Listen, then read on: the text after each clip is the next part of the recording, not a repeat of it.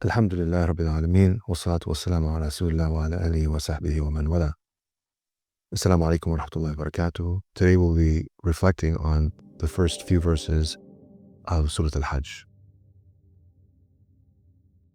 بسم الله الرحمن الرحيم يا أيها الناس اتقوا ربكم إن زلزلة الساعة شيء عظيم يوم ترونها تذهل كل مرضعة عما أرضعت وتضع كل ذات حمل حملها وترى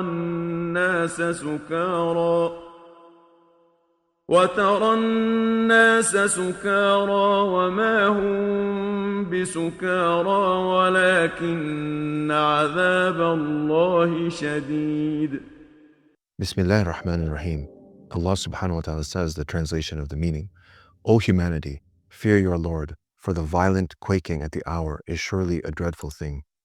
The day you see it, every nursing mother will abandon what she is nursing, and every pregnant woman will deliver her burden prematurely. And you will see people as if they were drunk, though they will not be drunk. But the torment of Allah is terribly severe. This surah begins with a calling. Ya ayyuhan nas. This is a call to humanity. And it reminds humanity to have taqwa, which is consciousness and awareness of Allah subhanahu wa ta'ala. This surah and only one other surah in the Quran, Surah An-Nisa, begin in this way. And it's a very important and significant way of calling to people, a general reminder to draw attention. And we're drawn attention to the importance of faith and consciousness of Allah subhanahu wa ta'ala, and also the accountability of the Day of Judgment. But the way the Day of Judgment is described in these verses, it's so powerful and emotional, almost unbelievable. To evoke a visceral response, one of panic and fear is described. When we read these verses, we see the raw power of Allah subhanahu wa ta'ala in its most extreme form, which is in the setting of an earthquake, something that those who have lived through will tell you and bear witness to is a significant and momentous occasion that it shakes people and instills this fear and awe. This is the power of Allah subhanahu wa ta'ala. And then furthermore, the verses describe the effects on the most vulnerable, like the pregnant woman or the woman who's nursing, who would abandon their child in this kind of situation, except that the situation is so severe, so extreme. And then we also see that people are described as appearing drunk. They're dissociated with what's going on because the reality of that day will be so significant. Then Allah subhanahu wa ta'ala continues in the verses that follow, in verses 3 and 4, and He says that people will follow the devils without knowledge, and they will lead them into the worst of things, which is the fire. And then in verse 5, Allah subhanahu wa ta'ala again addresses humans. He begins the verse again, Ya ayyuhan nas. But this time He asks us in a different way to reflect and to be contemplative.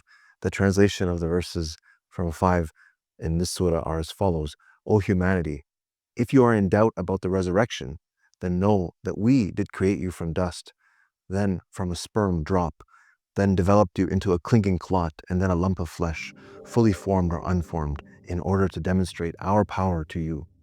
If you doubt the resurrection and ultimate judgment, then let's think, where do we come from? This question that Allah subhanahu wa ta'ala asks us to be reflective of and explains the series of events that happens, demonstrates the power of Allah subhanahu wa ta'ala in the most delicate form, highlighting to us our insignificance and of our origins, our beginnings. He tells us about our development from dust, then from a drop, then a clot, and etc. And all of this happens without any of our control. Where does this come from? Where does the egg come from and the sperm that forms the human, and how does this human grow inside of the womb? And then how within this environment of the womb does it breathe and experience life? And then when it's transferred into the world, how things change and work all of a sudden, like our eyes that begin to see and our lungs that begin to open up and exchange air. How perfect is this? And how many times does this happen every single day in history to the beginning? And then furthermore, in the verse, Allah subhanahu wa ta'ala describes the creation as one ages. And we know what happens.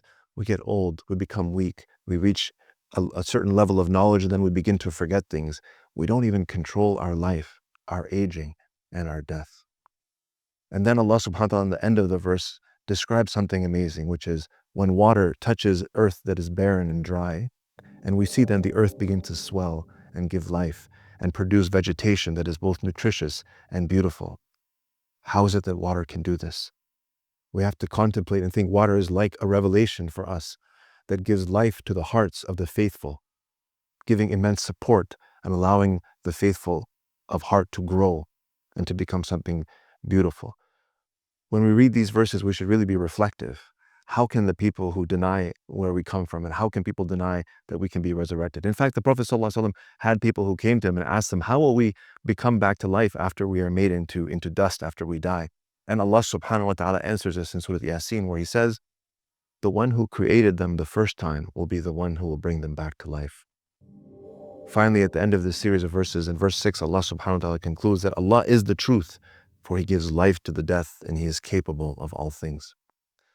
Some small lessons for myself and for the brothers and sisters who are listening is that we should really read the Quran with an open heart.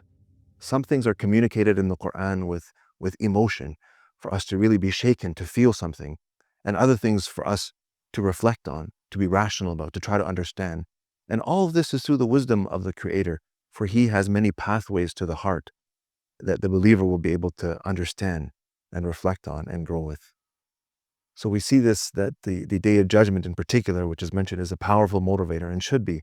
And our focus should not be on when it is, rather, we should learn its signs, prepare for it as best we can with a pure heart and upright conduct.